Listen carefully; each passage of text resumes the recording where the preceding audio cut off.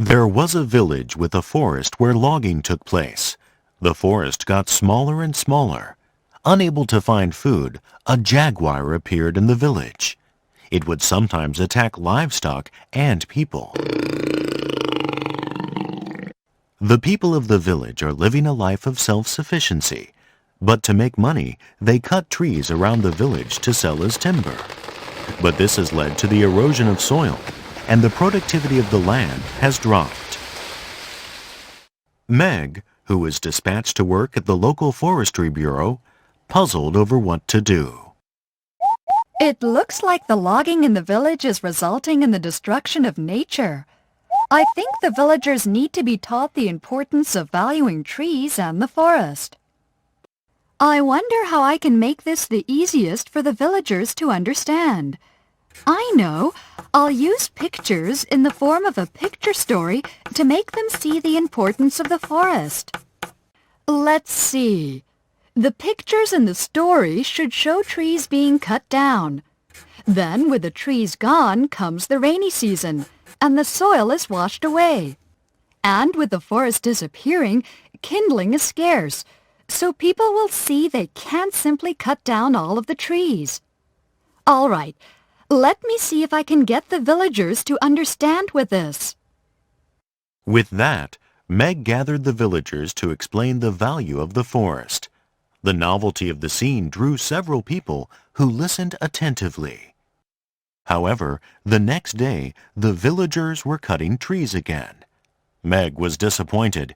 She felt like she had not been able to make the villagers understand at all.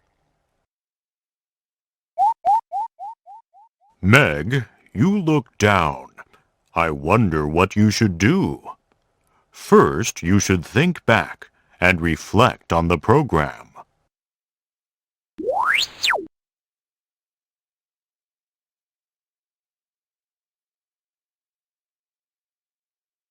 Now, what should you do next?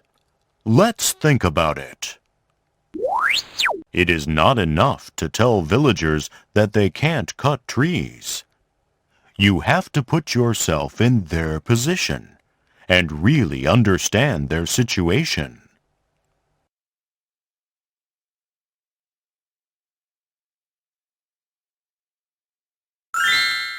I see. Let's listen to what the people living here have to say. There are less and less trees, and we are having problems because the topsoil is disappearing. But we have to cut down trees for timber. If we don't, then we won't be able to buy school supplies for our children to study.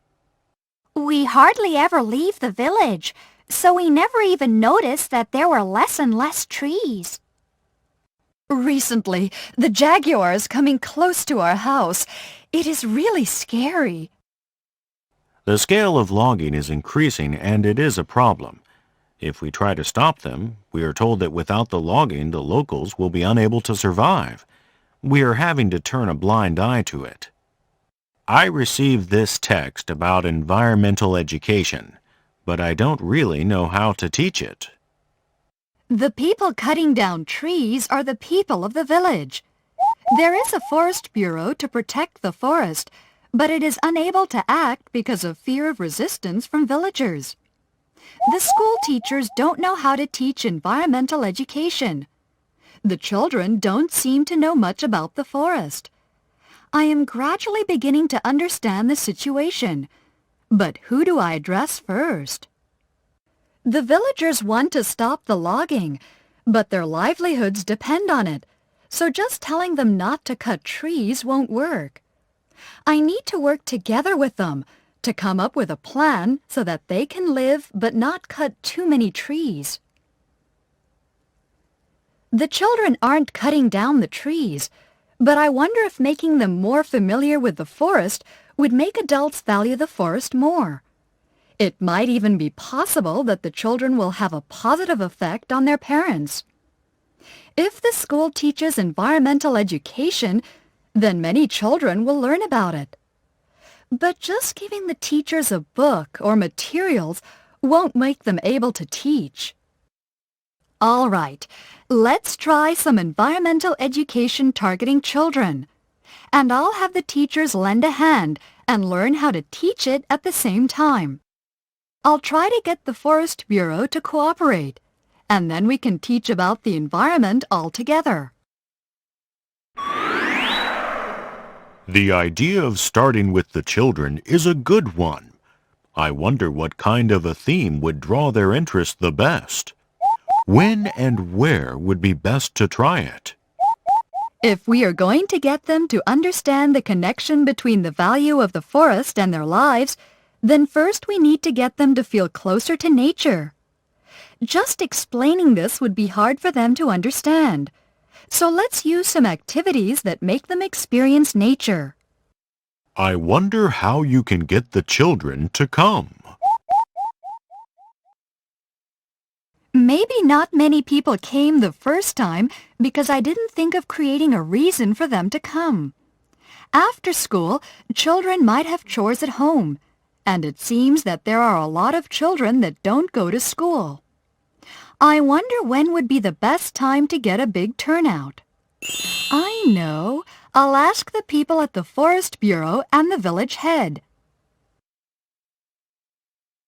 In that case, there is the village festival at the end of the month.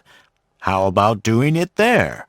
There'll be adults and children, so it'd be 2 birds with 1 stone. I'll get the word out for you.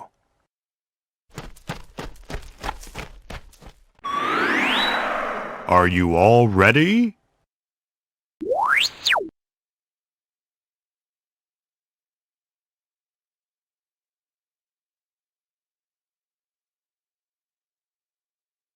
Meetings with the festival planning committee and the teachers are finished.